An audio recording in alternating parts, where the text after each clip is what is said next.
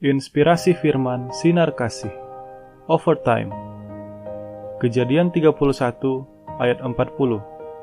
Aku dimakan panas hari waktu siang dan kedinginan waktu malam, dan mataku jauh daripada tertidur. Jam kerja yang berlaku pada umumnya adalah 7-8 jam sehari atau 40 jam dalam satu minggu. Namun, ada banyak orang yang bekerja melebihi waktu pada umumnya. Bahkan ada yang bekerja membanting tulang dari pagi sampai malam hari untuk bisa mendapatkan penghasilan lebih. Yakub juga bekerja melebihi jam kerja pada umumnya. Ia bekerja siang dan malam, bahkan kadang tidak tidur. Hal tersebut ia lakukan sebagai bentuk tanggung jawabnya sebagai seorang suami dari 4 istri dan 13 anak. Juga statusnya sebagai seorang gembala upahan, yaitu sebagai pegawai pamannya sekaligus mertuanya Laban. Yakub bekerja overtime untuk mempersiapkan masa depannya dan keluarganya. Kerja keras Yakub tidak sia-sia. Tuhan memberkati pekerjaannya sehingga ia bisa memperoleh kekayaan berupa ternak dalam jumlah yang sangat banyak untuk dibawa pulang ke rumah ayahnya Ishak, juga untuk dibagikan kepada saudara kembarnya Esau guna menebus kesalahannya di masa lalu. Kerja overtime sah-sah saja. Tuhan juga memberkati orang-orang yang bekerja overtime. Tetapi perlu diingat bahwa tubuh kita bukan mesin. Kita perlu mengambil waktu untuk beristirahat supaya kesehatan tubuh kita terjaga dengan baik. Apa gunanya memiliki kekayaan jika tubuh kita tidak sehat?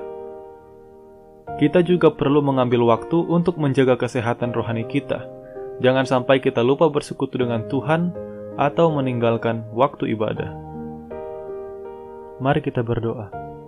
Kami mengucap syukur kepadamu, Tuhan Yesus Kristus, atas segala penyertaan dan perlindungan yang Engkau berikan kepada kami. Kami mohon kiranya Engkau, Tuhan, selalu memegang tangan kami dan menopang setiap langkah hidup kami. Tuhan Yesus, pada hari ini kami juga berdoa dan memohonkan berkat kepadamu. Kiranya Tuhan membukakan tingkap-tingkap langit agar berkat-Mu tercurah atas hidup kami.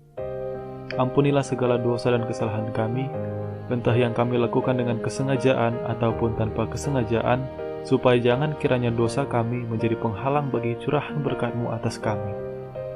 Bukakanlah jalan bagi kami, dan angkatlah kami yang jatuh.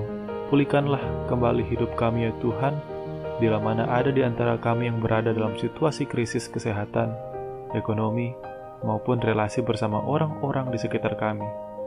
Berkatilah rumah tangga kami, sehingga tercipta suasana kehidupan keluarga yang harmonis antara suami, istri, orang tua, dan anak. Kami berdoa kiranya Engkau Tuhan selalu memberkati setiap pelayanan Gereja Isa Al-Masih Jemaat Pringgading, khususnya di cabang-cabang, baik yang ada di Pulau Jawa maupun di berbagai wilayah lain di Indonesia.